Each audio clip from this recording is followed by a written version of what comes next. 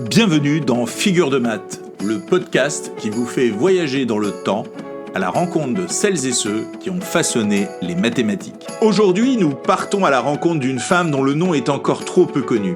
Et pourtant, Emmy Noether a bouleversé les fondations de deux univers, l'algèbre et la physique. Einstein disait d'elle qu'elle était le génie mathématique créatif le plus important depuis l'entrée des femmes dans l'université. Rien que ça. Emmy Noether naît en 1882 à Erlangen, en Allemagne. Fille de mathématicien, elle n'a pas le droit d'enseigner, ni même de suivre librement des cours à l'université.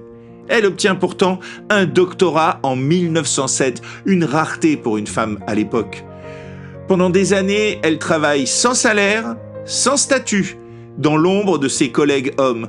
On l'appelle même l'assistante de certains professeurs, alors que ce sont ses théorèmes qu'ils utilisent.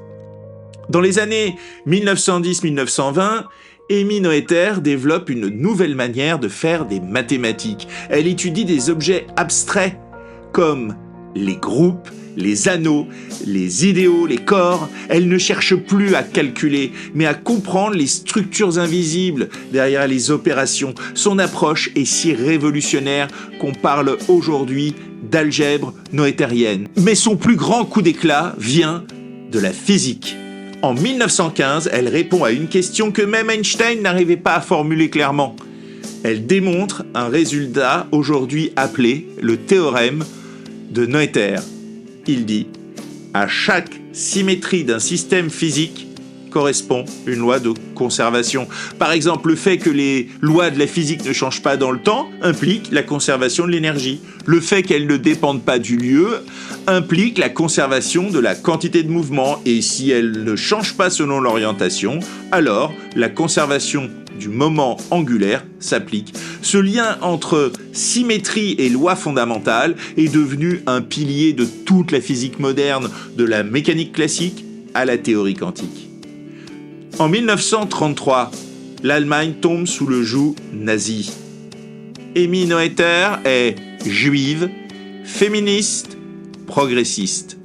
Elle est expulsée de son poste. Elle part enseigner aux États-Unis, au Bryn Mawr College, un établissement pour femmes. Elle meurt 2 ans plus tard, en 1935, à 53 ans seulement. Mais ses idées continuent de vivre dans les équations.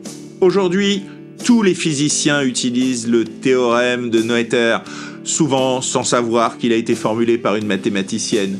Les mathématiciennes du monde entier la considèrent comme une pionnière, une héroïne, une source de force. Un astéroïde, un cratère lunaire, une médaille scientifique, tous portent son nom. Mais son véritable monument, ce sont les structures qu'elle a révélées. Je te propose un défi de Noether. Observe ce qui reste inchangé dans une transformation. Tourne une figure, que garde-t-elle? Déplace-la, la symétrie se conserve-t-elle?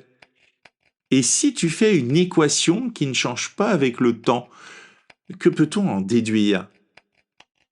Tu viens de penser en noéthérien. C'était Figure de maths, un podcast proposé par ton prof pour te faire découvrir les visages cachés des mathématiciens. À très bientôt pour un nouveau voyage dans le temps.